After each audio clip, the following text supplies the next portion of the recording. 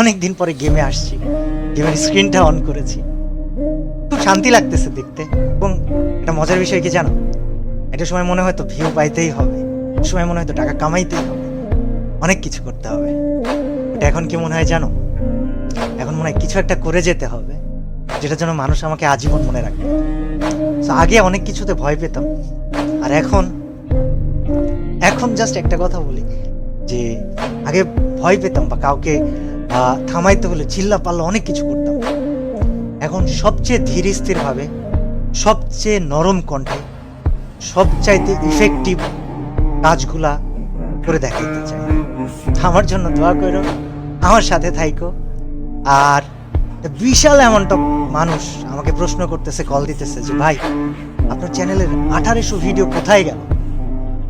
Well, কোথায় গেল কি হলো তোমাদেরকে বলবো না, তবে বিষয় হচ্ছে যে একটা পরিকল্পনা ছিল, আছে। আমার জন্য দোয়া করো যেন আমি পরিকল্পনাটা বাস্তবায়ন করতে পারি, এবং তোমরা আমাকে মনে রেখো আজীবন। আমি তোমাদেরকে আসলে অনেক ভালোবাসি, কিন্তু তোমাদের থেকে বেশি ভালোবাসি আমি আল্লাহকে। আমার পরিকল্পনাটা অবশ্যই থাকবে, তবে আছি আমি কিছুদিন তোমাদের জন্য, সাথে থেকো।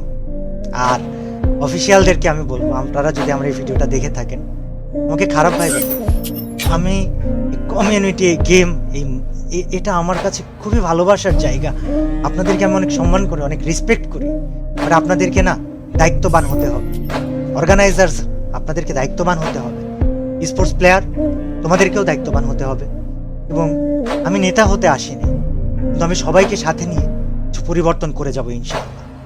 আমাকে অনেক অনেক জায়গা থেকে, আমি ফ্রি ফায়ার ক্রিয়েটর বলে অনেক সময় অনেক কথা বলা হয়েছে যে কি করতেছেন আপনি, হ্যান ত্যান সাতশত।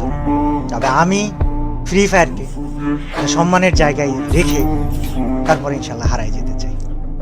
আল্লাহ হাফেজ সবাইকে, আবারও দেখা হবে। এবং নিয়মিত ভিডিও দিতে পারি, বা কিছুদিন পর পরও দিতে পারি, আবার নাও দিতে পারি, কিন্তু